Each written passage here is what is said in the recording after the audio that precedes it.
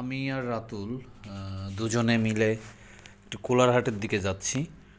তো কোলারহাট থেকে আমরা একটু গলন্দ মোড়েও যাব একটু দরকারি কাজে।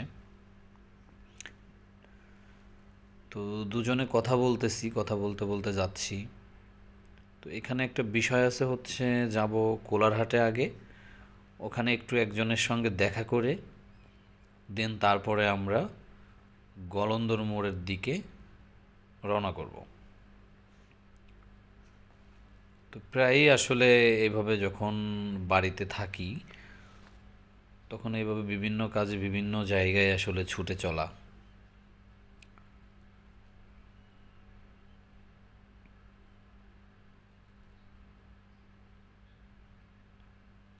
তো আপনারা দেখতেই পাচ্ছেন গ্রামের যে একটা পরিবেশ, আসলে মিষ্টি মিষ্টি রোদ, চারিদিকে সবুজ।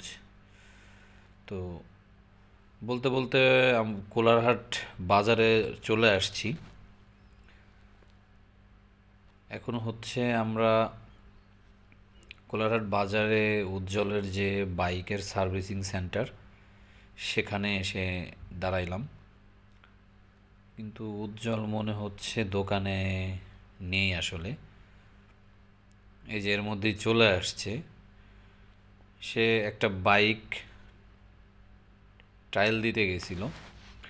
কারণ আসলে একজন মেকানিকের বা মিস্ত্রি যে ভাষাতেই বলেন না কেন,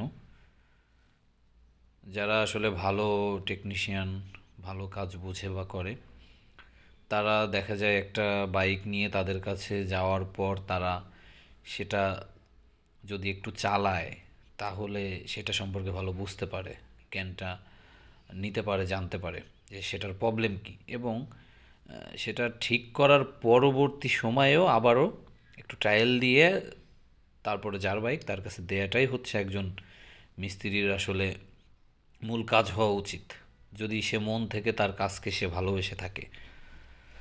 তো উজ্জ্বলের সঙ্গে দেখা করা শেষ, এখন গলন্দ মোড়ের দিকে যাই, গলন্দ মোড়ের দিকে যাব। আর কোলারহাটের এখানে গলন্দর মোড়ের দিকে যাইতে যে একটা ভাঙা একটা জায়গা, এখানে অনেক দিন যাবত এইভাবে পড়ে আছে, আসলে এখানে ব্রিজটা হচ্ছে না। তো বৃষ্টি নামলে এই জায়গা দিয়ে যাতায়াতের জন্য একটু সবার জন্য একটু প্রবলেম হয়ে যায়, আর বিশেষ করে বড় গাড়িগুলা তো এখান দিয়ে যেতে পারে না, যার জন্য বিকল্প রাস্তা দিয়ে যেতে হয় আসলে। তো এখন আর কথা না বলে একটু গান শুনে আসি, আর ভিডিওটা বড় করব না, খুবই ছোট্ট একটা শর্ট ভিডিও থাকলো। আল্লাহ হাফেজ।